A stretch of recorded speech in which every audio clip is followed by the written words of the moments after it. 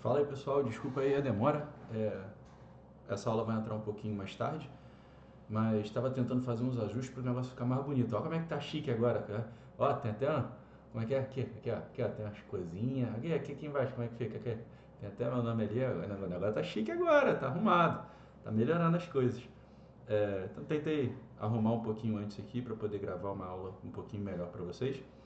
E vamos soltar a aula dessa semana, que é sobre as leis de Newton, beleza? Mas antes eu quero começar falando um pouquinho sobre o pensamento aristotélico. Como que se definia movimento há um tempo atrás? Para a gente poder falar de lei de Newton, né, a gente tem que saber que a gente está falando de dinâmica. E a dinâmica é o estudo da causa dos movimentos. Então agora a gente está partindo de um momento onde a gente estudava só os movimentos, né? A gente estudou o movimento retilíneo, a gente estudou o movimento retilíneo uniforme e uniformemente variado, a gente estudou o movimento circular, a gente estudou o lançamento horizontal, a gente estudou o lançamento oblíquo, mas em momento algum a gente se perguntou, cara, por que as coisas estão se movendo? Pensar assim, né, igual uma criança às vezes, né, se perguntar é papel da ciência, né, perguntar o porquê das coisas o tempo inteiro e se perguntar o porquê das coisas se moverem é algo que a gente já faz há muito tempo, que a humanidade já faz há muito tempo. E essas respostas começaram a ser dadas há muito tempo atrás e o que a gente tem de inicial, né, de explicação para os movimentos é o pensamento aristotélico baseado no senso comum. O que Aristóteles dizia? Que o estado natural dos corpos é o estado de repouso, ou seja, todo o corpo está parado e esse é o seu estado natural. E esse corpo só vai se manter em movimento enquanto uma força estiver atuando sobre ele. Essa era a explicação que Aristóteles dizia, né? E dizia mais: quando essa força for suprimida, o corpo deve retornar ao repouso. Então, deixa eu dar um exemplo aqui.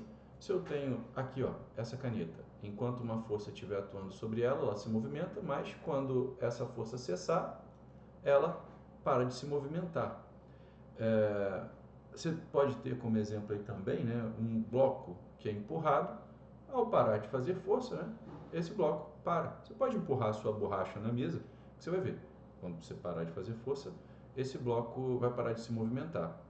Mas isso tinha um grande problema, porque você percebe que se você fizer uma força na sua borracha aí na mesa, ela vai continuar se movendo por um pequeno intervalo de tempo, mesmo que a força sobre ela tenha cessado, já que ela desencostou do teu dedo.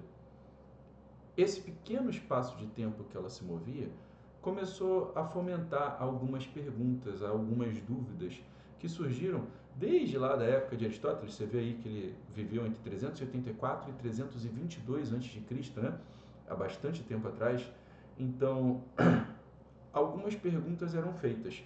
A primeira era essa: poxa, Aristóteles então veio com uma ideia para poder explicar, porque qual foi a primeira dúvida colocada? Imagina que você tem eu acho que é aqui é tela em branco. Imagina que você tem um arco e flecha, certo? O arco e flecha está aqui. Quando você põe nele uma flecha, né, aqui, esse arco vai ser destendido, a gente vai ter esse formato aqui, e a flecha vai estar aqui, ó, apontada. Mas quando essa flecha sai do arco, ela não para instantaneamente de se movimentar, né? A flecha não sai daqui do arco e cai verticalmente. Essa flecha continua se movimentando. E o que Aristóteles dizia? Que essa flecha, ao atravessar o ar, ela ia cortando o ar e o ar fazia o papel de empurrar essa flecha por trás para poder manter esse movimento da flecha, provocando esse movimento em forma de parábola. E esse ar ia ficando cada vez mais fraco, né? A influência do ar ia ficando cada vez mais fraco com o passar do tempo, e ela tinha esse movimento parabólico. É... Nisso, a gente tem um grande problema que era explicado. E ele tirou essa ideia, por exemplo, da água. Imagina você em uma piscina, né, fazendo muito esforço para poder caminhar, e depois que você para, a água continua te empurrando por um pequeno período de tempo. essa ideia, então, explicava esse problema, né? Mas existiam outros problemas que não eram explicados por essa teoria. É, problemas que foram colocados, né, como a movimentação da Terra. A Terra está girando aqui, né? Você está em cima dela e, teoricamente, você só gira, de acordo com Aristóteles, claro, né? Você só gira porque a Terra está fazendo uma força para poder te empurrar, para poder girar. No momento em que essa força que a Terra faz em você cessasse, você ia parar de girar contra a Terra. Então, o que, que aconteceria aqui nesse caso? Se eu tivesse a Terra girando, né? Você deu um pequeno salto e temos uma parede atrás. Essa parede ia de encontro a você, fazendo você se estatalar na parede e virar um borrão de coisas, né? Esse problema ficou mais grave depois que descobriu-se que a velocidade da Terra de rotação em torno do seu próprio eixo é de aproximadamente 30 quilômetros por segundo. Cara, então um salto de meio segundo seria o suficiente para a Terra andar 15 quilômetros na horizontal e você ficar parado no mesmo lugar. Isso é um problemão. E as pessoas começaram a pensar nesse problemão para poder tentar resolvê-lo. Para poder tentar resolver esse problemão, a gente tem Galileu mais à frente, né, e propondo um experimento que vai depois refutar essas ideias de Aristóteles. E como que funcionava esse experimento? Ele tinha uma bolinha de metal, em um suporte de madeira que foi polido, muito polido, encerado, para que ele ficasse o mais liso possível. E hoje a gente, né, entende que existia um atrito ali, né? Ele queria tirar toda a influência da força de atrito. E ele percebeu que ao soltar essa bolinha da parte mais alta, essa bolinha descia o plano descendente e subia o plano ascendente até a mesma altura que ela subia antes. E o que, que ele propôs então? Poxa, eu vou reduzir esse ângulo de inclinação. Ao reduzir esse ângulo de inclinação, ele percebeu que a bolinha voltava até a mesma altura. Depois ele reduziu ainda mais esse ângulo de inclinação. Esse ângulo de inclinação, ó, agora ele está bem menor. Bem menor não, ele está um pouco menor. E a bolinha de novo voltava para a mesma altura. Mas o que, que a gente precisa perceber aqui que é super importante? A bolinha sempre volta para a mesma altura, mas veja a distância que ela percorreu aqui, a distância que ela percorreu no segundo experimento. Essa foi a primeira distância. Aqui eu tenho a segunda distância. E na terceira angulação, você consegue perceber que ela percorreu uma distância cada vez menor? Conforme eu vou reduzindo esse ângulo, eu vou aumentando a distância percorrida. Isso me leva a um raciocínio. Se eu reduzir esse ângulo até zero, se eu propor, então, uma redução desse ângulo em que eu não tenha nenhum ângulo que tenha zero, você percebe que a bolinha tem a tendência de voltar sempre para a mesma altura? Com um ângulo igual a zero, a bolinha nunca vai chegar à mesma altura. Mas, de acordo com os experimentos anteriores, não importa a distância percorrida, a bolinha sempre volta àquela mesma altura. Se eu não tenho como voltar até a mesma altura, teoricamente, a bolinha continuaria se movimentando até o infinito. E para essa bolinha se movimentar até o infinito, eu vou ter que ir contrário às ideias de Aristóteles, que dizia que um corpo se movia enquanto uma força é feita. Se a força parasse de ser feita, a velocidade dele seria igual a zero. Mas no caso da nossa bolinha, mesmo com a força que parou de ser feita sobre ela, ela continuou o seu estado de movimento. Isso vai diretamente contra o que Aristóteles defendia. A gente tinha então sendo formada aqui uma nova ideia. Uma nova ideia é um novo conceito chamado de inércia. E o que era esse conceito de inércia, né? Ele vai contemplar dois estados de equilíbrio que não eram considerados antes. Inércia vai ser a tendência do corpo de conservar sua velocidade vetorial. E quando eu digo conservar a velocidade vetorial, eu estou dizendo todas as componentes de um vetor: módulo, direção e sentido, beleza? Eu vou conservar essa velocidade vetorial. E como que eu conservo essa velocidade vetorial? Eu vou manter o módulo constante, a direção da velocidade constante, e o sentido constante. Eu posso ter isso de duas formas. Primeiro, se o corpo estiver parado, a velocidade dele vai ser constantemente igual a zero. Não muda a direção, não muda sentido, não muda intensidade, não muda nada. Ou se o corpo estiver em um movimento retilíneo uniforme, a velocidade vai se manter constante em intensidade, ela vai se manter constante em direção e vai se manter constante em sentido. Então aqui, quando eu falo conservar a velocidade vetorial, eu estou considerando duas formas de equilíbrio. Uma chamada equilíbrio estático e outra chamada equilíbrio dinâmico. Beleza? Equilíbrio estático quando a velocidade é igual a zero e equilíbrio dinâmico quando eu estou em movimento retilíneo e uniforme. E o conceito de inércia diz que os corpos tendem a conservar essa velocidade vetorial. E ele diz também que tudo que possui matéria possui inércia. Logo, a inércia vai ser uma característica da própria matéria. E a gente pode perceber isso aqui, ó. Nessa bolinha que você está vendo, né? Ela tem uma capacidade de manter o seu estado de movimento, ela está parada. E ela vai continuar parada até que alguém atue sobre essa bolinha. E aqui você pode perceber que eu estou fazendo uma força para poder alterar o estado de velocidade vetorial da bolinha, que antes a velocidade vetorial da bolinha era igual a zero. Aqui, ó.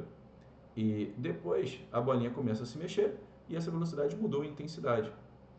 Mas você pode perceber também que aqui nesse caso eu tenho uma picape parada na estrada, né, que também tem velocidade vetorial inicial igual a zero, e esse estado é alterado por uma força. E o que você percebe? Que a força que é feita aqui no segundo exemplo é bem mais intensa do que a força utilizada no primeiro exemplo. Logo, eu posso dizer que quanto maior a massa, maior a inércia, ou seja, quanto maior a massa, maior a tendência do corpo permanecer no seu estado de movimento, maior a tendência dele conseguir conservar o seu estado de movimento. Beleza? E a gente pode tirar uma outra coisa também. Quanto maior a força feita, quanto maior a massa de um corpo, maior a força que tem que ser feita para poder alterar o estado de movimento desse corpo. Beleza? E agora a gente vai para uma questãozinha aqui, ó, para a gente poder treinar um pouco do que a gente viu, né? Para entender os movimentos dos corpos, Galileu discutiu o movimento de uma esfera de metal em dois planos inclinados, sem atrito, e com a possibilidade de se alterarem os ângulos de inclinação conforme mostra a figura. E a figura é daquele plano inclinado, né, que a gente viu, que alterava os seus ângulos e que ia ficando com ângulos cada vez menores. O meu desenho está horrível. E a bolinha era solta daqui, né? É a figura que nós acabamos de ver. Na descrição do experimento, quando a esfera de metal é abandonada para descer um plano inclinado de um determinado nível, ela sempre atinge, no plano ascendente, no máximo, um nível igual àquele em que foi abandonada. Se o ângulo da inclinação do plano de subida for reduzido a zero, a esfera, ele fala da velocidade, né? O que vai acontecer com a velocidade? Ela vai diminuir ou aumentar a velocidade? Não, nenhum desses dois, né? Eu sei que nem a velocidade não vai variar, a velocidade vai se manter constante, porque eu não tenho nenhuma força atuando nela e, de acordo com o princípio da inércia, ela vai tender a manter a sua velocidade vetorial. E ele diz aqui, né, pois o impulso resultante sobre ela será nulo ou pois o impulso da descida continuará a empurrá-la? Aí a gente tem que avançar um pouquinho, né, lembrar do conceito de impulso. Impulso é a atuação de uma força em um intervalo de tempo. Como eu não tenho nenhuma força atuando, zero vezes qualquer coisa dá zero, então eu sei que o meu impulso será igual a zero. A nossa resposta, letra A, de água. Beleza? Vamos para a próxima. Agora, vamos conceituar força, né? Pergunto a vocês, o que é força? O que é essa entidade física, né? Então, força vai ser determinada como um agente físico, uma entidade física que, ao atuar em um corpo, o que ela pode fazer? Ela pode causar uma deformação, como vocês podem ver aqui, ó, nesse tanque de combustível, que é deformado pela força exercida pelo ar, né, do ar, da pressão atmosférica, né, a pressão é força sobre a área, o peso da coluna de ar está amassando esse cara. Então, você percebe que ela pode causar uma deformação. Ela pode também aqui, no nosso segundo exemplo, alterar o estado de movimento. Eu tenho o meu pescador parado e olha o estado de movimento dele se alterando. A velocidade inicial era igual a zero e agora a velocidade final ela vai ser maior que zero. Ou então as duas coisas ao mesmo tempo. E aqui no meu exemplo dos carros, eu tenho esses dois carros, né? Esses três carros, na verdade, colidindo, e você percebe que eles vão ter, vão ser causadas deformações. Aqui você percebe que a lataria do carro fica toda amassada, né? E também vão ser alteradas as características da velocidade, né? A direção, o sentido e o modo, alterando o estado de movimento. Então, quando eu falo de força, eu falo de uma entidade física que consegue fazer essas duas coisas: deformar, alterar o estado de movimento, ou então as duas coisas ao mesmo tempo. Ok? E quando eu falo de forças, eu tenho alguns tipos de força. Eu tenho dois grandes grupos de força: as forças de campo e as forças de contato. As forças de campo são aquelas que atuam à distância. Por exemplo, eu tenho o campo magnético. Quando você pega um ímã, ele não precisa encostar uma moedinha para atrair essa moedinha, né? Para atrair um pedaço de ferro, de metal. Quando eu tenho um campo elétrico, eu tenho cargas elétricas que estão exercendo força uma na outra e não precisam estar em contato para isso. E eu tenho o meu campo gravitacional, que é da força-peso, né? Que olha só, a Terra está puxando a caneta, mas ela não precisa encostar na caneta para que a caneta caia, né? Que seja exercida uma força. Você percebe que aqui está sendo exercida uma força na caneta e o estado de movimento aqui dela é zero. Mas quando eu solto, essa força altera o estado de movimento dela, fazendo ela se movimentar com uma velocidade maior do que aquela que ela tinha. Então eu mudei a intensidade da velocidade, certo? E as forças de contato, que são a minha força normal, força de tração, elástica, atrito, resistência do ar, né? Todas essas forças aqui a gente vai estudá-las mais detalhadamente quando a gente for falar dos tipos de força, beleza? Mas antes, a gente precisa partir para as nossas leis de Newton e vamos conversar sobre essas leis de Newton propriamente ditas. E lembrando, né, que essas ideias de Aristóteles do senso comum que perduravam lá desde 300 e pouco antes de Cristo, né, elas duraram até que Copérnico, né, começou a estudar o nosso sistema solar, previu a velocidade de rotação da Terra, e Galileu, depois, trabalhando em cima dessas ideias de Copérnico, avançou bastante trazendo o conceito de inércia. E depois Isaac Newton, um pouco mais à frente, por volta de 1800 e alguma coisa, trabalhando nessas ideias de Galileu, traz para a gente as nossas leis de Newton e a nossa primeira lei, que é o princípio da inércia, beleza? O que diz o princípio da inércia? Ele vai trazer uma definição para como essa inércia, né, esse estado de inércia, que é o estado de, não o estado de inércia, né, mas o princípio da inércia, que é o de manter a velocidade vetorial constante, como que isso vai funcionar? Ele diz para a gente, todo corpo tende a manter o seu estado de movimento. Então, ele não fala mais que o corpo está somente parado. Ele diz que o corpo tem um estado de movimento. Quando a resultante das forças sobre ele é nula. Outra coisa que é muito importante, a resultante, a força resultante aqui, a força resultante tem que ser igual a zero, nula. Para eu cair na primeira lei, a força resultante tem que ser igual a zero. E quando essa força resultante sobre um corpo é igual a zero, o que acontece? Se um corpo estiver em repouso, ele tende a permanecer em repouso. Dá uma olhadinha aqui nesses carrinhos que estão dentro de um caminhão. A força que vai ser feita vai mover o caminhão e está sendo feita no caminhão e não nos carrinhos. Você percebe que eles têm um pouquinho de atrito com as rodas, né? E eles vão um pouquinho para frente. Mas qual é a tendência dos carrinhos? Permanecer no mesmo local, não é isso? Esses carrinhos permanecem no mesmo local e você vê que eles vão caindo ali no chão, mais ou menos no mesmo local que eles deveriam. É claro que tem um pouquinho de força de atrito que leva eles para frente, né? Mas sendo a força resultante nula, eles vão permanecer no mesmo local, como um exemplo que a gente gosta de dar, que é aquele da mesa em que são retirados é retirado um pano, deixa eu ajustar aqui a câmera, que é retirado, opa, eu tô meio de lado, rapaz, peraí, esse aqui tá meio torto, calma aí, é pra cá ou é pra cá? Não sei, pra cá? Tá a mesma coisa, aqui, acho que é esse aqui. Um pano que é retirado de cima da mesa e os talheres, os pratos, os copos, tudo continua lá em cima da mesa, né? Aquele puxão que o cara dá, deixa eu ver se eu consigo fazer aqui. Né? Se eu pegar um pedaço de papel, talvez eu consiga simular isso.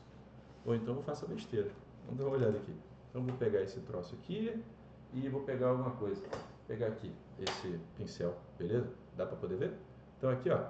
Fica quieto, fica quieto. Se eu pegar esse cara aqui e der um puxão rápido, olha, eu consegui tirar o papel. E qual foi a tendência do pincel? Se manter parado, se manter no mesmo local, beleza? E a primeira lei de Newton não fala só do corpo que tende a permanecer parado, né, no nosso equilíbrio estático. Equilíbrio estático agora, você vai ter que lembrar que a velocidade desse equilíbrio estático é sempre igual a zero. Os carrinhos estavam em equilíbrio estático e quem se movimentou foi o caminhão. Mas eu também tenho uma outra situação, que é um corpo que está em movimento e tem a tendência de permanecer em movimento. Esse equilíbrio é o chamado equilíbrio dinâmico, onde ele permanece em movimento retilíneo uniforme com a sua velocidade constante. A velocidade constante é uma velocidade que não vai alterar o seu módulo, nem a sua direção, nem o seu sentido. Ela vai ser igual aqui, por exemplo, né, uma velocidade de 10. Depois de muito tempo, ela está aqui uma velocidade horizontal ainda de 10, ela se mantém constante. E aqui você tem como exemplo esse bonequinho de teste aqui, ó. O que acontece aqui? Esse cara está sem o cinto de segurança, né, o bonequinho. E quando o carro colide com uma parede à frente, qual é a tendência do boneco? Permanecer em movimento. E quando ele permanece em movimento, ele só vai parar o movimento até que exista uma força que faça ele parar, porque sem o cinto de segurança, ele está com a força resultante nele igual a zero, né? A força resultante é nula. Então, esse cara aqui vai ter a tendência de prosseguir em movimento. Beleza? Agora vamos lá. Vamos partir para uma questãozinha de 2012, né? Que conta um pouquinho de história para a gente, mas ela fala de 1543, Copérnico publicou um livro em que propunha a Terra girando em torno do seu próprio eixo e rodando em torno do Sol. Isso contraria a concepção aristotélica, que acredita que a Terra é o centro do universo. Para os aristotélicos, se a Terra gira do oeste para o leste, coisas como nuvens e pássaros, que não estão presas à Terra, pareceriam estar se movendo do leste para o oeste. Então ele diz que a Terra gira para cá, né? A gente que está girando. E o que parece? Parece que as nuvens estão se movendo, mas na verdade elas estão paradas. O que você está vendo é você girar, né? A sua velocidade relativa em relação às nuvens. E ele diz aqui, né? Mas foi Galileu que em 1632, olha só, 1632, baseando-se em experiências, rebateu a crítica aristotélica, confirmando assim o sistema de Copérnico. Seu argumento adaptado para a nossa época é: se uma pessoa dentro de um vagão de trem em repouso solta uma bola, ela cai, solta uma bola, ela cai junto a seus pés. Mas se o vagão estiver se movendo com velocidade constante, então olha só, o vagão está se movendo com velocidade constante, beleza? A bola também cai junto a seus pés. Então o vagão se movimentando aqui, ó, com velocidade constante, a bola cai no mesmo lugar. Se o vagão não, mesmo se o vagão esteja se movimentando com velocidade igual a zero, a bolinha vai cair aonde? No pé do camarada. Mas se ele estiver se movimentando com velocidade constante, ela também vai cair no pé do camarada. Isso porque a bola continua a compartilhar do movimento do vagão. Então essa questão está dizendo isso aqui para a gente, olha só. Ela está falando desse princípio. Se o vagão estiver parado, velocidade do vagão é igual a zero, a bolinha que é solta aqui vai cair verticalmente no chão. Deixa eu aumentar esse troço aqui, peraí. Aumenta aí, cara. Agora, se esse vagão estiver se movimentando com velocidade diferente de zero para cá, o que eu vou ter? Eu vou ter essa minha bolinha. Quem está vendo de dentro do vagão vai ver a bolinha caindo verticalmente. Mas quem estiver olhando de fora do vagão vai ver essa bolinha se movimentando para frente e para baixo ao mesmo tempo. Porque, na verdade, se o vagão está se movendo para frente, ele vai terminar o movimento da bolinha um pouco mais para frente, não é isso? Ele vai se movimentar. Então, quem está de dentro, quem está aqui, ó, só vê a bolinha caindo em linha reta, porque a bolinha tende a manter o movimento da velocidade do vagão. E quem está do lado de fora vai ver um trajeto em forma de parábola. E quem diz que a bolinha tende a permanecer em movimento, né? Quem diz isso pra gente é a nossa lei da inércia, que é a nossa letra A. Beleza? Agora vamos para uma outra questãozinha. Segundo Aristóteles, uma vez deslocados de seu local natural, os elementos tendem espontaneamente a retornar a ele, realizando movimentos chamados naturais. Já em um movimento denominado forçado, um corpo só permaneceria em movimento enquanto houvesse uma causa para que ela ocorresse. Cessada essa causa, o referido elemento entraria em repouso ou adquiriria um movimento natural. Posteriormente, Newton confirmou a ideia de Aristóteles sobre o movimento forçado através da lei então, a lei que a gente acabou de ver, a nossa lei da inércia, beleza? É essa lei que vai dizer que os corpos tendem a manter a sua velocidade vetorial. Agora, falando da primeira lei, né, que é quando os corpos têm uma força resultante igual a zero, vamos partir para a nossa segunda lei de Newton. O que diz a segunda lei de Newton? O nosso famoso princípio fundamental da dinâmica. E ele é fundamental mesmo, né, porque ele vai trazer para a gente casos onde a força resultante é diferente de zero. Na primeira lei, a gente tinha força resultante igual a zero, o que era talvez um problema, né, porque só descreve dois tipos de casos, um equilíbrio estático e um equilíbrio dinâmico. Só que a nossa maioria dos casos no mundo real, né, não diminuindo a primeira lei carrega até muita informação, ela traz para a gente uma quantidade de informação muito grande, na verdade, muita descrição, mas a segunda lei ela vai reger os casos mais reais. Ela vai trazer para a gente, né, o que pode acontecer em casos que são até um pouco mais frequentes. E a gente tem para essa lei, para essa segunda lei, uma certa ideia de que a força resultante é que vai causar no corpo uma variação de velocidade. Lembra que variar o movimento do corpo era variar a velocidade? Né? Uma das características. Então eu tenho que uma força resultante, né? Essa força resultante vai atuar sobre uma massa, causando o quê? O que é uma variação de velocidade em um intervalo de tempo? É uma aceleração, né? Então eu consigo enunciar a segunda lei dizendo que uma força resultante causa em uma massa uma aceleração. Então eu tenho aqui, por exemplo, a descrição do que acontece com esse meu bloquinho, que antes tinha velocidade inicial igual a zero, e olha a velocidade dele aumentando em módulo. Você percebeu que o módulo, que é o tamanho do vetor, aumentou, não é isso? Logo, eu tenho um aumento da velocidade e uma aceleração. E se eu tenho uma aceleração, eu tenho uma força resultante. Aqui, nesse movimento que nós estudamos, né, o movimento circular, vocês devem lembrar que para haver movimento circular, eu preciso de uma aceleração centrípeta. E uma aceleração centrípeta está mudando a direção e o sentido dessa velocidade. Se ela está mudando a direção e o sentido da velocidade, eu tenho uma aceleração, e se eu tenho aceleração, eu tenho uma força também resultante. Ou então tem esse outro movimento aqui, né, do meu lançamento oblíquo. Aqui eu tenho uma força atuando sempre para baixo, né, que é a minha força peso. Essa força peso, ela está sempre alterando a direção e o sentido da velocidade. E também o módulo da velocidade. Então você pode perceber que aqui eu também tenho uma força resultante. Nesse caso aqui ela é igual ao peso. Nesse caso aqui a minha força resultante é igual à força centrípeta. E nesse caso aqui, ela vai ser igual a uma força F, né? Que vai estar puxando esse bloquinho para frente. Então, eu tenho várias formas dessa força resultante atuar em um corpo. E é importante a gente reconhecer como essa força resultante atua no corpo. Agora, uma outra coisa que é importante também para a gente é entender as relações de causa e efeito que existem entre as forças. A primeira que a gente vai falar, né? A primeira coisa é a causa e efeito das resultantes. Mas a resultante pode ser de duas formas. Ela pode ser uma força resultante igual a zero, ou ela pode ser uma força resultante diferente de zero.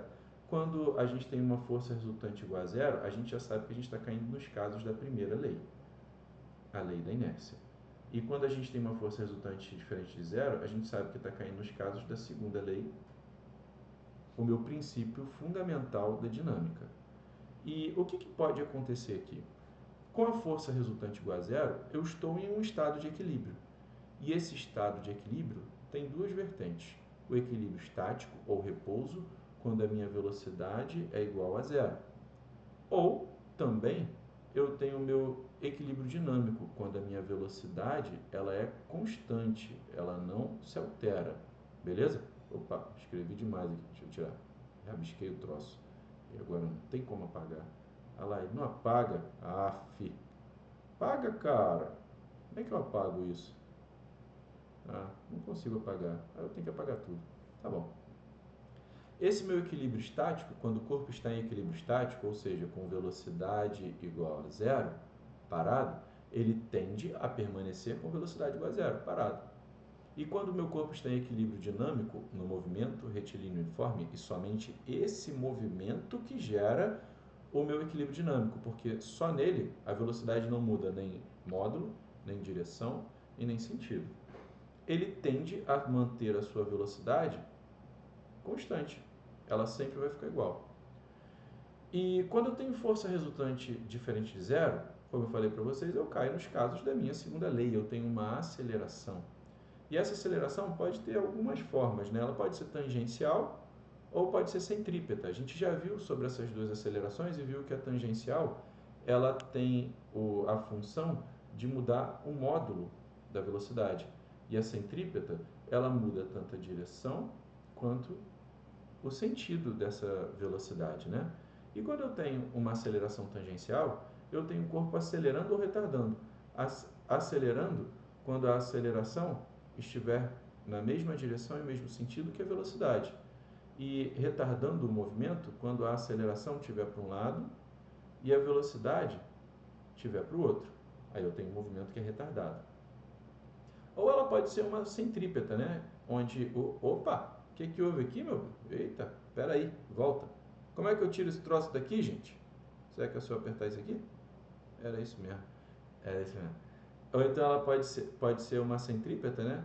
Quando esse cara estiver descrevendo uma curva, beleza? Eu consigo realizar eu consigo determinar uma aceleração centrípeta.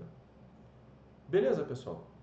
Falado então das duas primeiras leis, a gente passa para a terceira lei de Newton, que é a nossa lei da ação e reação.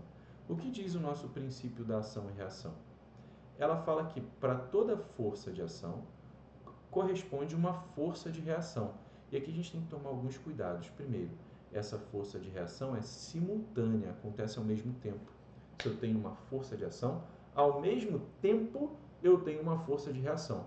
Quando eu cesso a força de ação, eu também cesso a força de reação. Aqui eu tenho um exemplo desse meu jogador, né?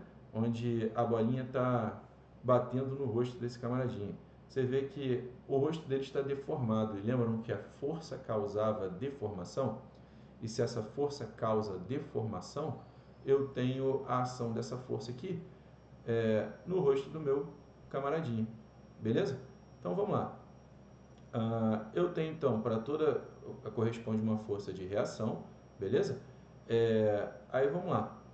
Aqui, peraí, eita, o que houve aqui, meu Deus? Eita, que troço doido! Ih, abriu um negócio. Que negócio é esse aqui, rapaz? Abriu tipo um bloco de nota aqui. Ô, meu pai. Peraí que tá zoando minha aula, cara. Sai disso. Eu, hein? Como é que fecha esse negócio aqui? E agora? Quero não. Fecha isso aqui, cara. Eu, hein? Que doideira. Bota ele aqui pro cantinho. Que aí não dá pra ver. Pronto. Deixa ele aqui no cantinho. Então vamos lá. Para toda força de ação corresponde uma força de reação simultânea. Então você vê que a bola aplica uma força na cabeça do camaradinha. Mas, ao mesmo tempo, o camaradinha aplica uma força na bola. Simultaneamente. E você pode ver que para toda força de ação existe uma força de reação simultânea, ao mesmo tempo, e que elas têm a mesma direção. O que isso quer dizer? Que o corpo da setinha é igual para os dois. Eles vão ter aqui uma mesma reta que passa pelos dois corpos das setinhas. A gente tem também que essas forças têm a mesma intensidade. Vocês já viram que vetores têm a sua intensidade medida pelo seu comprimento. Então, o comprimento dos dois vetores vai ser igual. Se eu faço 30 newtons para um lado, o outro vai fazer 30 newtons para o outro. Só que esses vetores têm sentido contrário. Você vê que quem diz o sentido é a ponta da setinha, e esses sentidos são opostos. Um aponta para um lado e outro aponta para o outro. O que a gente precisa ter cuidado? A gente precisa ter cuidado que esses caras aqui, ação e reação, elas nunca vão se cancelar. Por que elas não se cancelam? Porque elas não atuam no mesmo corpo. Eu sempre tenho um corpo que aplica a força de ação e outro corpo que aplica a força de reação. Então, quando eu falo de forças de ação e reação, olha para cá. Quando eu pego esse carinha aqui, e tem uma coisa que vocês costumam pegar. Eu vou até aproveitar esse negócio aqui que eu gostei dele. Se eu tenho um bloquinho, beleza? E essa daqui é a mais velha do mundo. Eu tenho um bloquinho que está sobre uma mesa, né? E a galera costuma perguntar para vocês das forças que estão atuando aqui. Eu tenho a força peso desse bloquinho, que aponta aqui para baixo. Essa é a força peso. Mas eu também tenho a minha outra força, que é chamada força normal, que aponta aqui para cima. A pergunta mais velha do mundo é: a força normal e a força peso são um par ação e reação? Eu posso te dizer que não, porque elas estão atuando no mesmo corpo. Você percebe que aqui, as duas estão atuando dentro do bloquinho? Por atuarem dentro do bloquinho, eu te dou certeza de que elas não são para reação, ação e reação. Essa aqui é a mais velha do mundo. Não cai nessa pegadinha, beleza? Não cai nessa historinha. A normal e a força peso não são um par ação e reação. Beleza? Esse daqui é o basicão das leis de Newton, gente. Vou trazer aqui uma questãozinha para a gente poder fazer. Deixa eu ver se eu acho ela aqui. Para a gente poder trabalhar um pouquinho dessas leis de Newton. Deixa eu vir para cá, deixa eu vir para cá. Aqui, ó. Durante uma faxina, a mãe pediu que o filho ajudasse deslocando um móvel para ajudá-la a mudar de lugar. Beleza. Eita, volta aqui, troço doido. Ajudando a mudar de lugar. Para escapar da tarefa, o filho disse ter aprendido na escola que não poderia puxar o móvel, pois a terceira lei de Newton define que se puxar o móvel o puxará de volta. Então o moleque está dando uma desculpa ali, né? Está tentando dar uma desculpa dizendo que vai puxar o troço para um lado e o troço vai puxar ele para o outro. Beleza. Então vamos lá. E assim não conseguirá exercer uma força que possa colocá-lo em movimento. Então, esse aqui que o garoto está dizendo, ó. Ele está dizendo que vai pegar um bloquinho, um armário, ele vai exercer uma força nesse armário, esse é o meu rapaz, e quando ele exercer essa força nesse armário, o armário vai ser empurrado aqui para frente. Mas o armário vai empurrar ele para frente também. E ele diz que ele não consegue colocar esse bloquinho em movimento. Cara, ele está correto, né, na questão do para ação e reação, mas ele está incorreto em uma coisa. Para você não ter movimento, a força resultante tem que ser igual a zero, correto? E para essa força resultante ser igual a zero, você tem uma coisa acontecendo aqui. Para essa força resultante ser igual a zero, o rapazinho que está empurrando ali esse móvel, né? Ele tem que se ligar que as duas forças têm que atuar no mesmo corpo. Aí eu vou ter uma força resultante igual a zero. Mas nesse caso aqui de cima, a minha força resultante não é igual a zero, porque o que eu estou fazendo aqui é aplicar uma força em um corpo e aplicar uma força em um outro corpo. Um para ação e reação não se anula. O que diz para a gente ali, né, no comando da questão, que pergunta qual é o argumento da mãe que a mãe vai utilizar para apontar o erro de interpretação do garoto. A força de ação é aquela exercida pelo garoto? Olha, se eu pegar essa frase aqui, eu digo para você, ela está correta. A força de ação é aquela força exercida pelo garoto. Mas ela não responde a pergunta da mãe. A pergunta da mãe diz como que ela pode dizer para o garoto que ele está errado. Para ela poder dizer para o garoto que ele está errado, ela tem que dizer que comparação e reação não atuam no mesmo corpo. Então ela está falando da nossa terceira lei de Newton, concorda? Que está expresso aqui, ó, na letra E, dizendo que ação e reação nunca vão atuar no mesmo corpo. Beleza? Pessoal, vou fechar essa aula por aqui e a nossa próxima aula a gente vai falar sobre algumas forças especiais e começar a fazer alguns exercícios, beleza? Obrigado e até a próxima!